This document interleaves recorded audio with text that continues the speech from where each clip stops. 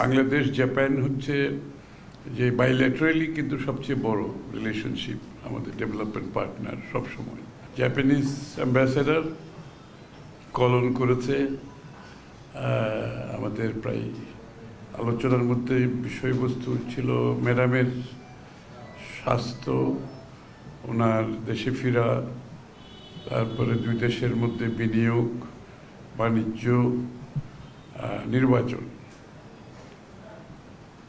এর মধ্যে ম্যাডামের দেশে ফেরাটাকে তারাও খুব আগ্রহের সাথে এটা লক্ষ্য করছেন এবং তারা বাংলাদেশের জনগণের মতো তারাও মনে করছেন ম্যাডামের ফিরে আসাটা এই সময় একটি ভালো সময়। উনি ফিরে আসছেন এবং বাংলাদেশের রাজনীতিতে ম্যাডামের দীর্ঘ অবদান, তার পরিপ্রেক্ষিতে মানুষের ভালোবাসা, তার ফিরে আসা সব কিছু ভালোভাবে তারাও দেখছে বাংলাদেশের জনগণের মতো।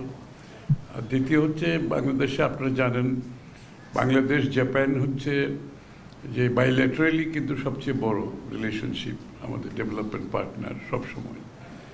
তো তাদের তো আগ্রহ স্বাভাবিকভাবে আগামী দিনে যে নতুন সরকার আসবে তাদের সাথে তাদের যে কাজ করার পরিবেশটা যাতে অব্যাহত থাকে বিগত দিনের মতো, এবং তাদের স্বাভাবিকভাবে বাংলাদেশে তো অনেক বড় বিনিয়োগ আছে, তাদের আগামী দিনের অনেক পরিকল্পনা আছে বাংলাদেশে বিনিয়োগের।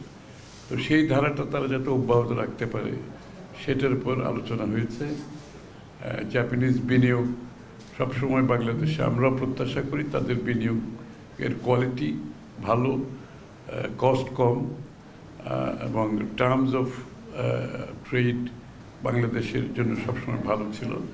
বিদায় দুই দেশের সম্পর্ক অত্যন্ত গুরুত্বপূর্ণ।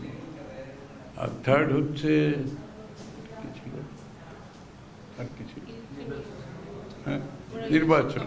নির্বাচন।